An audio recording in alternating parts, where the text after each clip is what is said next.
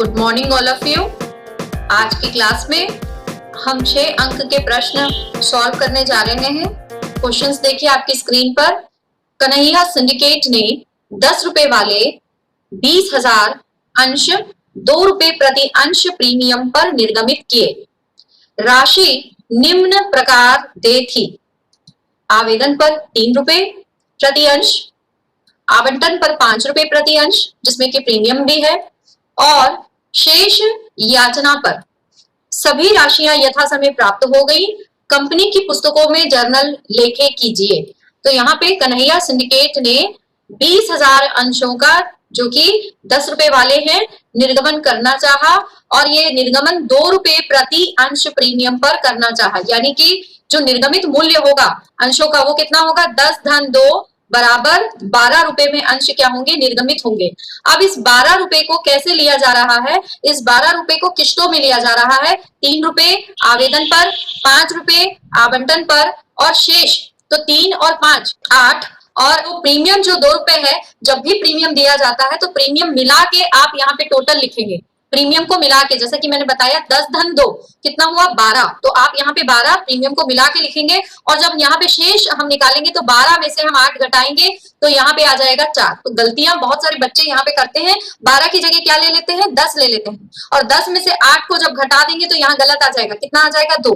तो इस गलती को एग्जाम में नहीं दोहराना है, ठीक है। कई बार एग्जाम में हम भूलवश भी ऐसा लिख देते हैं, लेकिन अगर आपको मालूम है कि प्रश्न में प्रीमियम है तो हमेशा याद रखना कि ये जो टोटल आएगा, आवेदन, आवंटन और अन्य जो किस्त हैं उन पर जो टोटल आएगा वो प्रीमियम को जोड़कर ही आएगा। प्रश्न कितने अंक के लिए आते हैं, 6 नंबर के लिए। 6 नंबर के लिए 6 प्रविष्टियां।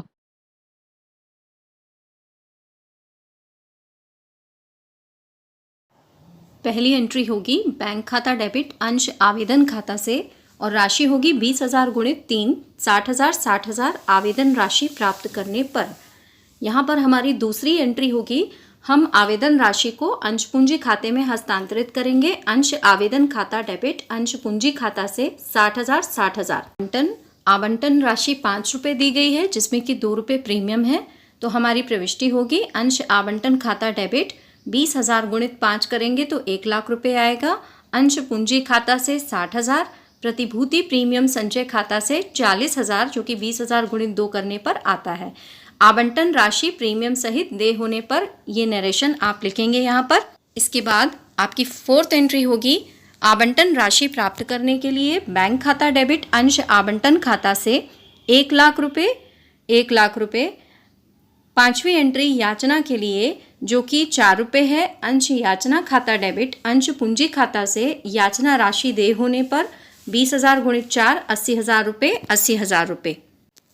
याचना राशि प्राप्त करने के लिए हमारी एंट्री होगी बैंक खाता डेबिट अंश याचना खाता से 80,000 रुपये 80,000 रुपये, दोनों ही डेबिट और क्रेडिट में याचना राशि प्राप्त करने के लिए। तो इस प्रकार से आप 6 अंक के लिए ये 6 प्रविष्टि पास करेंगे। अब हम अपना अगला प्रश्न ले लेते हैं। राहुल लिमिटेड ने 20 रुपये वाले 5,000 अंश निर्गमित किए। राशियां इस प्रकार दे थीं, आवेदन पर 10 रुपये, आवंटन पर 5 रुपये व शेष 5 रुपये प्रति अंश याचना पर। 400 अंशों के एक धारक से याचना राशि प्राप्त नहीं हुई। कंपनी की पुस्तकों में जर्नल के लेखे कीजिए। तो यहाँ पे आपको एक एक्स्ट्रा चीज़ दी गई है कि 400 अंशों के एक धारक से याचना राशि प्राप्त नहीं हुई। तो जब भी इस प्रकार से कोई अंशधारी किसी भी याचना राशि को नहीं दे पाता तो उसे हम कहते हैं अवशिष्ट याचना। तो आइए देखते हैं इसको हम हल किस प्रकार से करेंगे। सबसे पहले हम हेडिंग डालेंगे राहुल लिमिटेड की पुस्तकों में जर्नल प्रविष्टियां। तो हमने 5,000 अंशों पर 10 रुपये के हिसाब से आवेदन राशि प्राप्त की। तो हम लिखेंगे बैंक खाता डेबिट अंश आवेदन खाता से 5,000 गुणित 10 50,000 50,000, और नरेशन होगा हमारा आवेदन राशि प्राप्त करने पर। इसके बाद हम आवेदन राशि को अंश पूंजी खाते में हस्तांतरित करेंगे। तो उसके लिए हमारी प्रविष्टि होगी अंश आवेदन खाता डेबिट अंश पूंजी खाता से, और राशि होगी 50,000 50,000, और नरेशन होगा आवेदन राशि को हस्तांतरित करने पर। आवंटन के लिए हमारी प्रविष्टि होगी अंश आवंटन खाता डेबिट अंश पूंजी खाता से आवंटन राशि देय होने पर, और राशि होगी 5,000 गुणित 5 25,000 25,000। इसके बाद आवंटन राशि प्राप्त करने के लिए हम एंट्री पास करेंगे बैंक खाता डेबिट अंश आवंटन खाता से और राशि होगी पूरे 25,000। चूँकि हम प्राप्त कर रहे हैं तो हम पूरा लिखेंगे यहाँ पे 25,000। अगला है याचना, और याचना पर जो देय है वो भी 5 रुपये है, तो आपकी प्रविष्टि होगी अंश याचना खाता डेबिट अंश पूंजी खाता से और राशि होगी 25,000। याचना राशि प्राप्त करने के लिए आपकी एंट्री होगी बैंक खाता डेबिट अंश याचना खाता से। प्रश्न में दिया हुआ है कि 400 अंश के एक धारक से राशि प्राप्त नहीं हुई है, तो इसलिए हम यहाँ पे 400 गुणित 5 होता है हमारा अवशिष्ट याचना 2,000 रुपये, उसको 25,000 में से घटा देंगे और हम लिखेंगे जो प्राप्त की गई राशि है वो है 23,000 रुपये।